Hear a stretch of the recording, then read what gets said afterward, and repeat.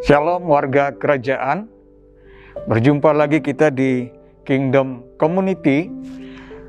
Kali ini kita akan sama-sama mendiskusikan di komunitas kita, di komsel kita, tentang apa yang disampaikan oleh Pak Frankie Utana minggu kemarin, yang berbicara tentang judul topik khotbahnya kemarin tentang PPKM. Nah, saya berikan kesempatan buat Bapak Ibu Saudara, teman-teman di komunitas. Kalau menurut Bapak Ibu Saudara, kira-kira kepanjangan PPKM, bisa nggak Saudara buat kepanjangan sendiri, singkatan sendiri? Sebelum kita membahas tema ini lebih dalam. Ya mungkin, tapi maknanya harus makna rohani, singkatannya harus singkatan rohani, supaya itu bisa memberikan kekuatan bagi kita. Nah, saya persilakan Bapak Ibu beberapa menit untuk Saudara bisa berpikir tentang itu. Ayat firman Tuhan yang akan kita bahas, diskusikan bersama di komunitas, terambil dari Yohanes 15 ayat yang ke-8. Yohanes 15 ayat yang ke-8, firman Tuhan demikian bunyinya. Dalam hal inilah Bapa-Ku dipermuliakan, yaitu jika kamu berbuah banyak, dan dengan demikian kamu adalah murid-muridku. Ayat 16. Bukan kamu yang memilih aku, tapi akulah yang memilih kamu. Dan aku telah menetapkan kamu supaya kamu pergi dan menghasilkan buah, dan buah itu tetap, supaya apa yang kamu minta kepada Bapa dalam namaku diberikannya kepadamu. Itulah ayat yang menjadi ayat sentral kita untuk kita membahas tentang tema PPKM ini. Nah, saya percaya bahwa Tuhan itu tidak hanya menantikan kehidupan kita hanya untuk bertumbuh saja dari setiap orang percaya, tapi Tuhan sangat menantikan dari setiap kita orang percaya itu untuk bisa berbuah, dan bukan hanya bisa berbuah tapi berbuah lebat dan tetap. Itu kerinduan Tuhan bagi setiap kita orang yang percaya. Orang yang berbuah itu artinya orang yang tidak berfokus hanya kepada diri sendiri, yang mengalami berkat untuk diri sendiri, tetapi dia juga akan fokus kepada orang lain yang ada di sekitar kita, teristimewa orang-orang yang ada di komunitas. Nah, kita diharapkan menjadi berkat bagi kehidupan orang lain juga. Karena itu, ada beberapa poin yang akan kita bahas lewat tema kita tentang PPKM. PPKM itu apa sih yang dimaksudkan? Nah, P yang pertama, itu berbicara tentang percaya bukan karena melihat. Sekali lagi, P itu yang pertama, percaya bukan karena melihat. Saudara bisa baca itu di 2 Korintus pasal yang keempat ayat 18. Nah, terkadang kita sebagai orang percaya ini lebih mudah terpengaruh dengan apa yang sementara terjadi, dengan sementara apa yang kita lihat yang terjadi di depan mata kita. Nah, keadaan kadang-kadang kita lihat semakin buruk.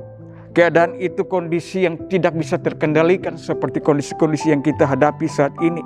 Kita mungkin kehilangan orang-orang yang kita kasihi, kehilangan orang-orang yang kita cintai.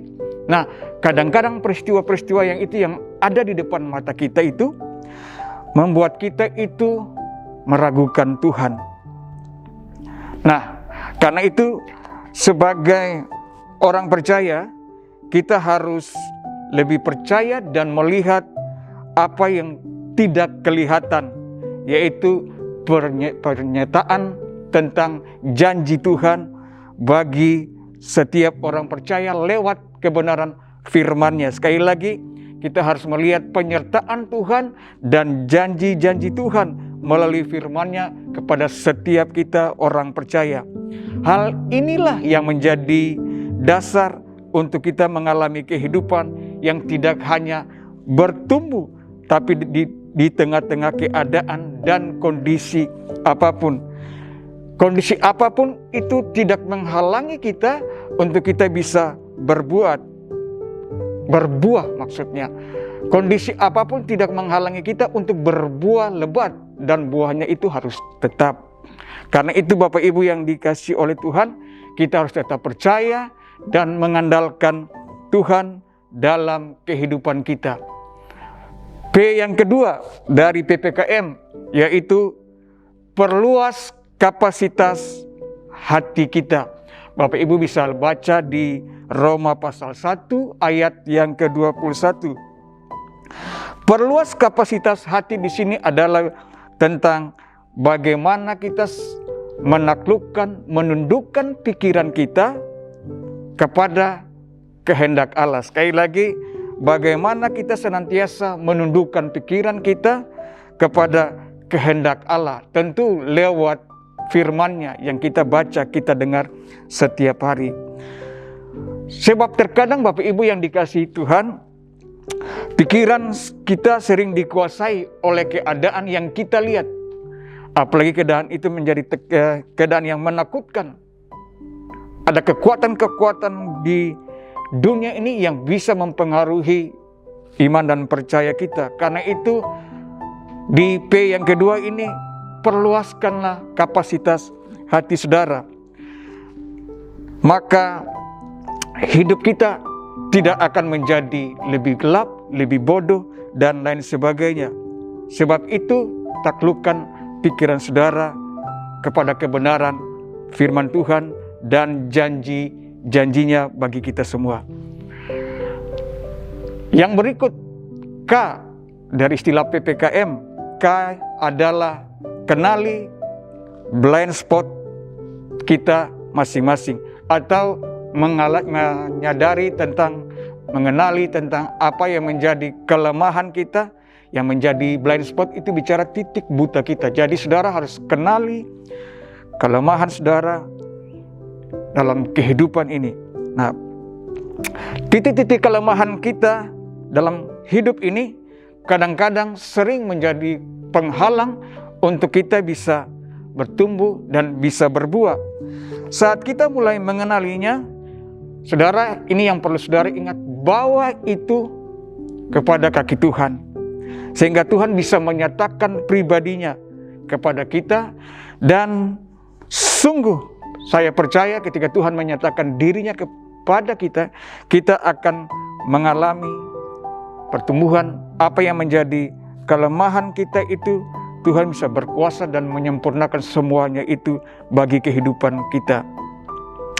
Kadang titik lemah yang kita alami perlu sadar juga adalah titik-titik yang tanpa kita sadari kita bisa jatuh di dalamnya, dan kita bisa berbuat kesalahan fatal kalau itu kita terjadi, dan kita bisa jatuh di dalam dosa.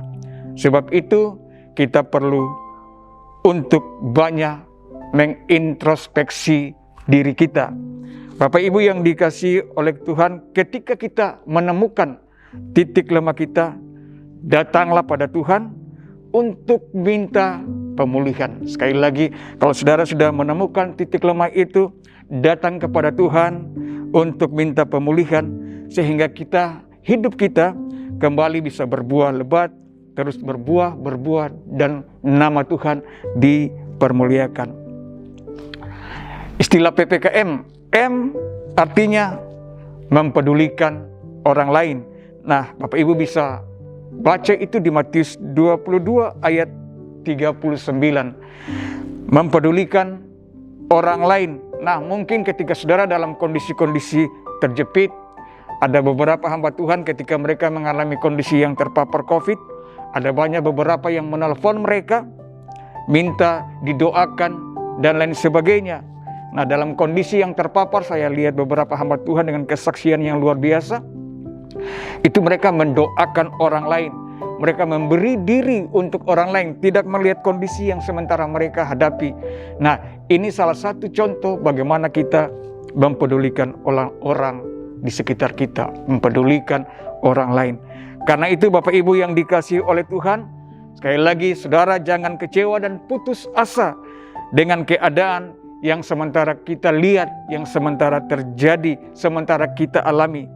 setiap keadaan yang Tuhan izinkan terjadi, percayalah itu merupakan kesempatan untuk kita mengalami Tuhan dan hidup berbuah lebih lebat bagi banyak orang. Bapak Ibu yang dikasihi oleh Tuhan, itulah beberapa catatan yang bisa kita sharing di komunitas Kingdom Community. Nah, ada beberapa pertanyaan aja yang saya ingin bagikan buat kita renungkan dan share itu. Yang pertama, bagaimana jam doa saudara, kemudian dalam kehidupan saudara, bagaimana dengan saudara menyiapkan diri membaca firman Tuhan dalam kehidupan pribadi saudara dari hari lepas hari. Saudara coba renungkan itu. Dan yang berikut, apa yang menjadi blind spot, titik lemah dalam kehidupan saudara? Coba saudara seringkan itu di komunitas. Mungkin teman-teman di komunitas bisa membantu saudara.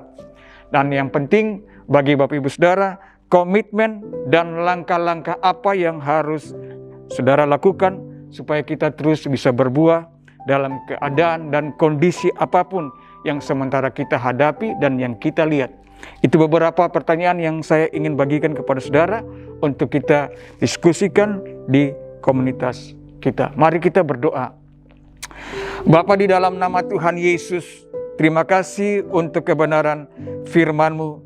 Mari Tuhan, Engkau hadir dan menyatakan kuasa-Mu, pimpin setiap kami, supaya lewat kondisi apapun kami tidak melihat, tapi mata kami selalu memandang kepada Engkau, Tuhan yang berkuasa, Tuhan yang punya kehidupan ini. Karena itu bawa setiap kami untuk menaruh harapan dan percaya kepada Engkau. Kami percaya sungguh Tuhan, apapun yang sementara kami lihat, apapun yang sementara kami hadapi, kami tahu Tuhan memberikan kesempatan bagi kami untuk mengalami kemenangan, menaklukkan setiap keadaan yang kami jumpai ini Tuhan. Terima kasih, kami percaya bersama dengan Engkau Yesus Kristus lewat kuasa Roh yang Kudus yang menuntun hidup kami akan berbuah lebat dalam hidup ini, dan buah kami tetap untuk hormat dan kemuliaan nama-Mu. Di dalam nama Tuhan Yesus kami berdoa dan mengucap syukur. Haleluya. Amin. Tuhan memberkati.